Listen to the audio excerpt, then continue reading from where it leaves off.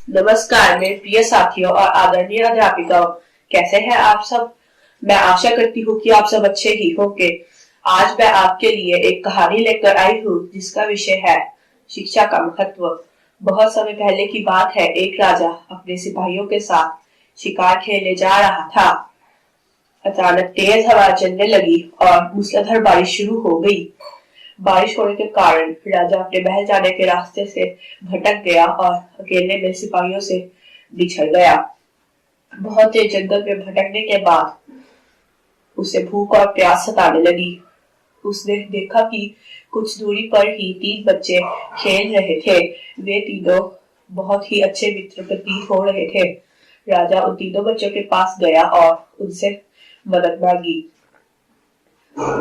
राजा ने कहा कि क्या तुम मेरे लिए कुछ फल और जल का प्रबंध कर सकते हो, क्योंकि मैं बहुत देर से भूखा और प्यासा हूँ।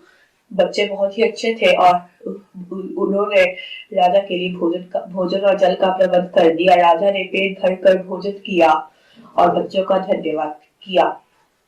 राजा ने बच्चों से कहा कि तुम तीनों मुझसे जो भी कुछ मांगोगे मैं तुम्हें वो दूंगा। राजा ने पहले बच्चे से कहा कि तुम्हें क्या चाहिए। पहले बच्चे ने कहा कि आप मुझे बहुत सारा धन दे दीजिए, क्योंकि ना ही मैंने कभी पहले अच्छे कपड़े पहने हैं और ना ही कभी अच्छा भोजन खाया है। राजा ने कहा, अवश्य मैं तुम्हें बहुत सारा धन दूंगा जिसे पाकर तुम अच्छे कपड़े भी पहन सकोगे और अच्छा खाना भी खा सकोगे।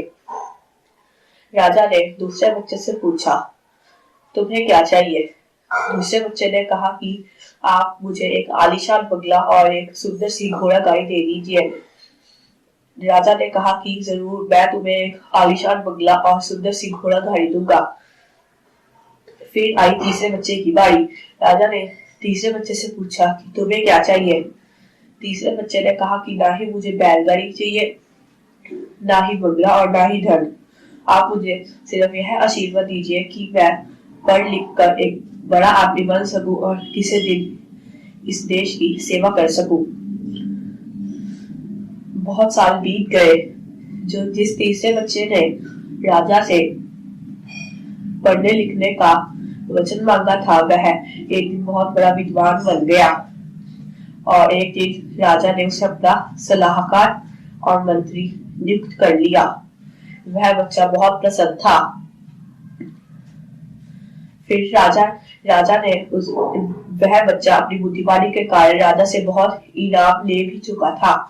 राजा ने एक दिन उस तीसरे बच्चे से कहा कि तुम अपने दोनों मित्रों को भोजन पर बुलाओ, जिन्होंने मेरी बहुत साल पहले मदद की थी। तीसरा बच्चा राजा की बात मान गया और उसने अपने दोनों मित्रों को भोजन पर आमंत्रित किया। सालों बाद तीनों मित्र फिर से एक साथ थे। राजा उन तीनों को देखकर बहुत खुश हुआ। जबकि पहले 2 बच्चे दुखी प्रतीत हो रहे थे, राजा ने उन दोनों से अपने दुखी होने का कारण पूछा। पहले बच्चे ने कहा कि जो आपने मुझे धन दिया था, वह धन पाकर मैं बहुत ज्यादा आलसी हो गया था और मैंने वह धन गलत जगहों पर व्यर्थ कर दिया था और मैंने गलत जगहों पर इस्तेमाल कर दिया था और मैं कुछ धन तो चोरी भी हो गया था। राजा ने दूसरे बच्चे से उसकी उदासी का कारण पूछा। दूसरे बच्चे ने कहा कि जो आपने मुझे बंगला और घोड़ा गाड़ी दी थी, वह मिलने के बाद मैं अपने बंगले में बहुत ही ठाट बाट से रहने लगा, पर सालों पहले आई बाढ़ में मेरा सब कुछ बंगला और घोड़ा गाड़ी नष्ट हो गए।